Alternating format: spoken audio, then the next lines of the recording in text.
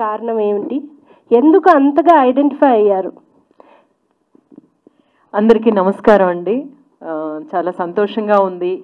మళ్ళీ మళ్ళీ మళ్ళీ మీ ముందుకు వస్తున్నాను ఒక మంచి కథతో.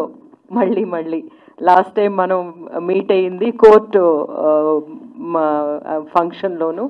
అప్పుడు అదే మాట అన్నాను. ఎప్పుడు మంచి కథలతోని రావడం, మనం మళ్ళీ కలవడం అనేదే నాకు ఎప్పుడు సంతోషంగా ఉంటుంది. ఈ కథ నేను యాక్చువల్గా ఓల్గా గారి ఫ్యాన్, ఆవిడ రైటింగ్స్కి ఫ్యాన్. చదివినప్పుడు ఏమో నేనే ఫోన్ చేశాను ఆవిడకి. నేను యాక్చువల్గా అట్లాగా రైటర్స్కి ఫోన్ చేసి మాట్లాడుతూ, అంటే చెప్పాలి, మనం చెప్తేనే కదా తెలుస్తుంది వాళ్ళకని. అప్పుడు ఇట్లాంటి ఏమి ఎందుకు చేయట్లేదు, కుటుంబరావు గారు ఎందుకు పిక్చర్స్ చేయట్లేదు అంటే, లేదు మేము ఇట్లా ఒక స్క్రిప్ట్ చేసాం కానీ అది ముందు తీసుకెళ్ళాను. చదవగానే నాకు చాలా నచ్చి మనం ట్రై చేద్దాం సార్ అని చెప్పి ట్రై చేసాం అనమాట. సో అక్కడి నుంచి ఇక్కడికి వచ్చి నించున్నందుకు అంత ఒక 2 years journey. I'm very happy అండి.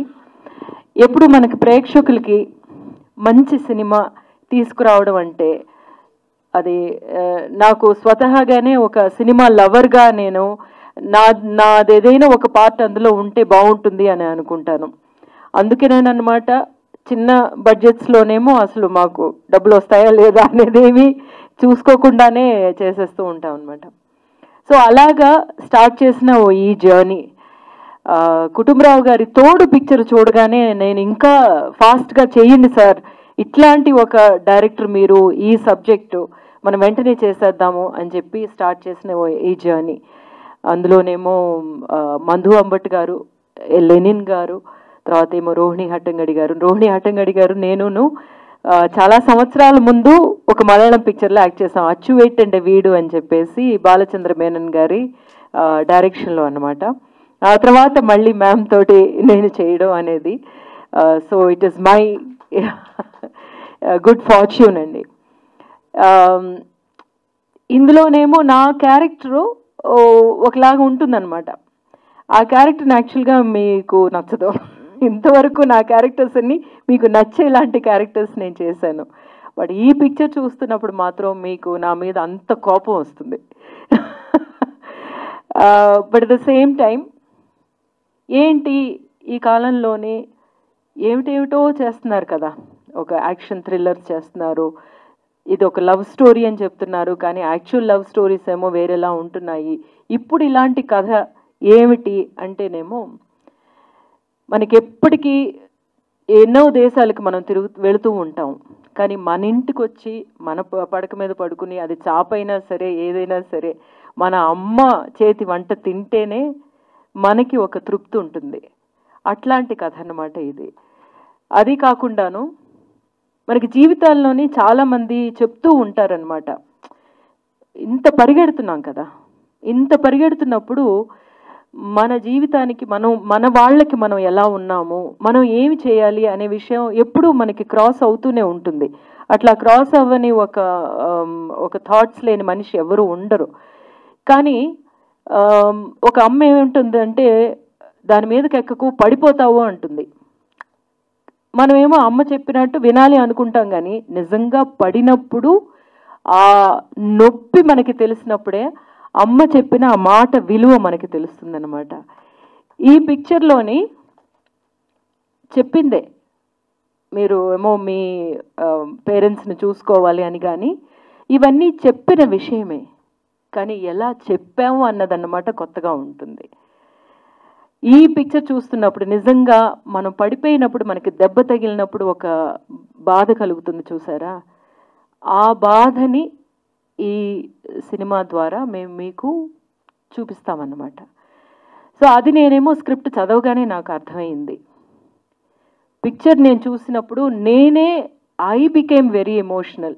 అన్ని విషయాల్లోని ఆయన రాధాకృష్ణ గారి సాంగ్స్ వింటున్నప్పుడు కానీ, లేకపోతే ఆ జోలపాట అన్నాను, ఇది చాలా పెద్ద హిట్ అవుతుందండి, ఇంక మీదట ఒక జోలపాట, ఒక అమ్మ పాట అంటే ఇదే రిపీటెడ్గా వస్తుంది చూడండి అని చెప్పేసి, ఇలాగా ఎన్ని చేసినా సరే ఇదే థియేటర్లో కూర్చుని పిక్చర్ చూసిన వెంటనే ఐ క్రైడ్ అనమాట.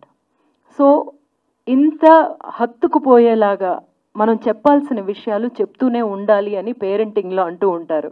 పిల్లలకి అన్నీ తెలిసినా సరే మనం చెప్పాల్సిన విషయాలు, అలాగే మన సమాజానికి చెప్పాల్సిన విషయాలు అన్నీ తెలుసు తెలుసు తెలుసు అని మనం వదిలేసి వెళ్ళిపోకూడదు. మళ్ళీ మళ్ళీ మళ్ళీ వాళ్ళకి అర్థమయ్యేలాగా, వాళ్ళకి హత్తుకునేలాగా, వాళ్ళవి గుర్తుకుంచుకుని వాటిని పాటించేలాగా చెప్పాలి అని చెప్పి అంటారు. అలా చెప్పిన ఒక కథ అన్నమాట. ఈ కథలోని నా క్యారెక్టర్ యాక్చువల్గా ఇంతవరకు నేను చేసిన ఒక షేడ్ నేను చేయగలిగిందే నాకు చాలా ఇంట్రెస్టింగ్గా అనిపించింది. ఒక ఆర్క్ ఉందన్నమాట. ఎప్పుడు నాకు అలాంటి కోప్పడే క్యారెక్టర్స్ ఎవరు ఇవ్వరు. బట్ ఇందులో ఆ కోప్పడమే లాస్ట్లో వేరేలాగా తిరిగినప్పుడు ఇంకా బాగా ఎన్హాన్స్ అవుతుంది అనేది అర్థమైంది. బట్ అన్నీ చేసినా సరే మ్యామ్ తోటి ఒకే ఫ్రేమ్లో కూర్చున్నప్పుడు నేను ఏదేదో చేస్తూ ఉంటాను. మానిటర్ వెళ్ళి చూస్తే మ్యామ్ ఒక చిన్న చూపు కానీ ఒక చిన్న మూమెంట్లో కానీ ఆవిడ క్యారెక్టరు ఆవిడ అనుకున్న విషయం అట్లా వచ్చేస్తుంది అనమాట.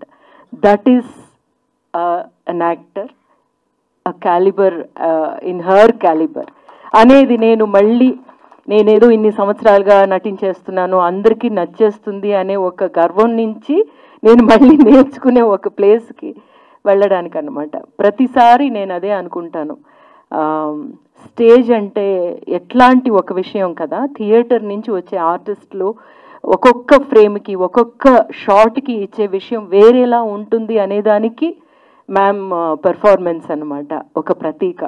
మళ్ళీ ఈ జర్నీ ఈసారి మ్యామ్తో ఇట్లాంటి ఒక జర్నీ చేయగలగడం అనేది నాకు చాలా సంతోషమైన ఒక టైం. మేమందరము ఇందులో యాక్ట్ చేసిన సౌమ్య కానీ, అక్కడ మన తాన్యా కానీ, లేకపోతే హిమాంశు కానీ, మా యాక్టర్ హిమాంశు కానీ, everybody did there job well. ముఖ్యంగా చెప్పాలనుకుంటే సముద్రకని గారు ఈరోజు రాలేకపోయారు. కానీ అడగగానే మ్యామ్ ఏమో వెళ్ళి సబ్జెక్ట్ చెప్పగానే I'm there with this film అన్నారు. అదే అన్నమాట ఒక ఆర్టిస్ట్. ఏమీ అడగలేదు.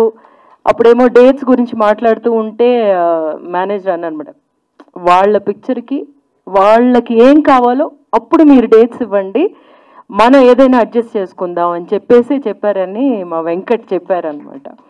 సో సముద్రకని గారు అలాంటి నేను చెప్పారని మీట్ అయ్యారు. But he became this part of this film with wholeheartedly. ఆయనకు ఒక పెద్ద థ్యాంక్స్ చెప్పుకోవాలి. ఆయన ఈరోజు రాలేకపోయారు. But he is a great asset for this subject అనమాట. వీటన్నిటికంటేనేమో మనం ఈ పిక్చర్ ప్రేక్షకులకి తీసుకెళ్ళాలి. మేము ముందు నుంచి మాట్లాడుకునేది అదే, ఇలాంటి మనం పిక్చర్ తీసుకెళ్తున్నాము, ప్రేక్షకులకి తీసుకెళ్ళాలి కదా అని చెప్పేసి అంటే ఆ టైంలోనే ఈటీవీ వచ్చారు అనేసరికి really felt happy. Thank you so much. Again and again again and again మీరేమో మాకందరికీ ఒక ధైర్యం ఇస్తున్నారు. మీరు ఒక మంచి సినిమా తీయాలి అనుకుంటే వీఆర్ దేర్ అనే ఒక ధైర్యాన్ని మీరు ఇస్తున్నారు. మాకని కాదు, ఎక్స్పీరియన్స్డ్ డైరెక్టర్స్ అని కాదు, కొత్త డైరెక్టర్స్ కూడా ఒక మూసలో వెళ్ళిపోతుంది ఇండస్ట్రీ, ఆ మూసలోనే మనం చెయ్యాలి అనేది కాకుండా మనం నిజంగా మంచి కథ ఒకటి తీసుకొస్తే డెఫినెట్గా దాన్నేమో ప్రమోట్ చేయడానికి కానీ, దాన్ని ప్రేక్షకులకి దగ్గరికి తీసుకెళ్ళి చేర్చడానికి కానీ మేము ఉన్నాము అని చెప్పడం చాలా important. That is thank you so much and thanks for choosing this film.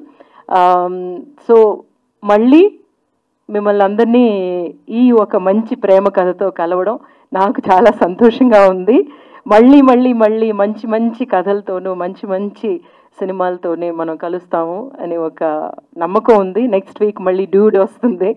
So anyway, thank you all for coming here and thanks to Kutumbarao garu for giving me this Sujatha, ma'am for writing this Sujatha.